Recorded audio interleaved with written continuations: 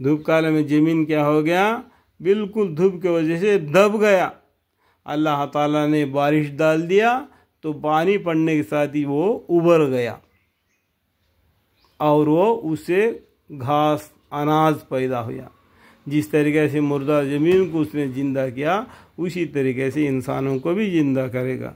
हमने उसको बारिश से ज़िंदा किया और उसके गल्ले निकाले, सो उनमें से लोग खाते हैं। और नेज हमने उनमें खजूरों और अंगूरों के बाग लगाए और नेज इसमें चश्मे जारी किए। देखो एक ज़मीन है, आसमान से पानी पड़ा, उसी ज़मीन के अंदर देखो अलग अलग किस्म के फल उगाए। आपको मालूम है कि क्या क्या चीज़ें हम देखते हैं, ये सब एक ही मिट्टी से पैदा किया ताकि लोग बाग के फलों में से खावे। और इस फल और गल्ला को उनके हाथों ने नहीं बनाया, तो क्या शुक्र नहीं करते अल्हम्दुलिल्लाह रब्बिल आलमीन। अल्लाह ताला ज़मीन से हमको अनाज पैदा करके दे दिया।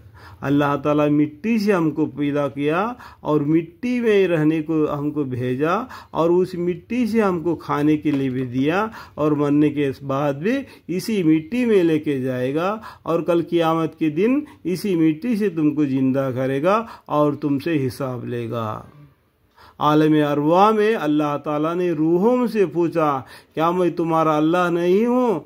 तो लोगों ने बोला, जितने भी रूह है सभी ने बोला कि अल्लाह आप है, आप हमारे परवरदिगार है। लेकिन वो रूह है, दुनिया में ज़मीन से क्या क्या उसका पुतला बना दिया। जब ज़मीन में आ गया तो ये मिट्टी के पैदाश है, ये मिट्टी का बू नहीं गई। वो रूह जो वो कहे थे आलम अरवा में, उस बात को भूल गए, ये ज़मीन की तरफ माइल हो गए। यही दुनिया यही समझ कर बैठ गए। देखो ज़िंदगी एक किताब है, उसमें बहुत से पेजियाँ है। उसमें एक पेजी है तुम्हारे पैदा होने का, उसमें एक पेजी है तुम्हारा मरने का, और बहुत सी पेजियाँ है जिसका तुम्हारे आमाल है, जिसका तुमको हिसाब देना पड़ेगा।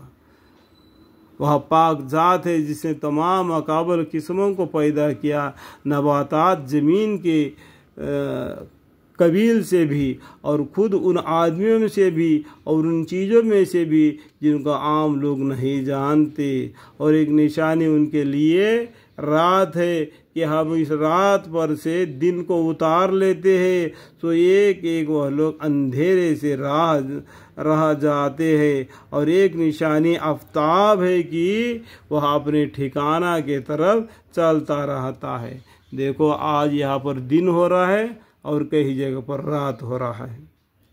इस तरीके से दुनिया पूरा बदलते जाता है, कई रात कई दिन। इसी तरीके से आज हम यहाँ पर फजर की नमाज़ पढ़ लिया और थोड़े जगह पर क्या जोहर की नमाज़ पढ़ते और कोई जगह पर असर की नमाज़ पढ़ते हैं।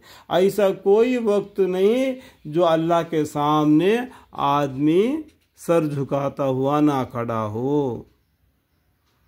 यानी पूरा दुनिया में देखो घंटा 2 घंटा 8 घंटा 6 घंटा 12 घंटा इस तरीके से टाइम अलग अलग हो जाता है। ये ज़मीन घूमने की वजह से वो रात दिन के बदलाव हो जाता है।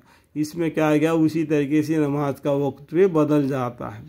हर वक्त हर कहीं ना कहीं जगह नमाज का वक्त होता है, वह अजान हो जाता है। यानी पूरा दुनिया में हर ऐसा घड़ी नहीं जिसमें अल्लाह का आवाज़ ना आता हो, अल्लाह का इबादत ना करते हो।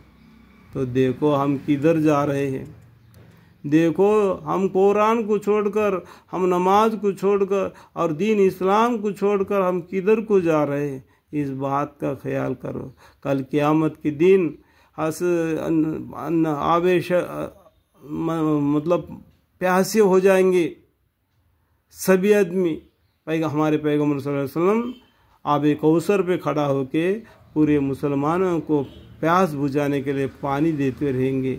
तो ये उम्मत जाके बोलेगी, या रसूलुल्लाह हम प्यासे हैं, हमको पानी दो।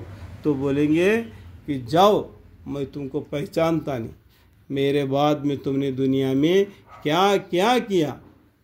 दीन के अंदर क्या क्या शामिल मिलाया, क्या क्या बना के तुमने दीन को ऐसा बर्बाद कर दिया। जिस तरीके से हमने दीन को तुम्हारे हाथों में छोड़ के आ गया, तुम उसको किस तरीके से बदला दिया। जाओ, मैं तुमको पहचानता नहीं, इस तरीके से धमकी देंगे। क्या वो धमकी लेना ज़रूरी है? दुनिया में सुधरने से बेहतर नहीं। ये अल्लाह ताला सबको तौफीक दे। सबसे पहले मुझे और मेरे बीवी बच्चे, मेरे ख़ानदान वसीला ता क़यामत नस्ल ब नस्ल, इन सब को या अल्लाह हिदायत दे, आपकी रहमत का सहाय आता फरमा। आमीन।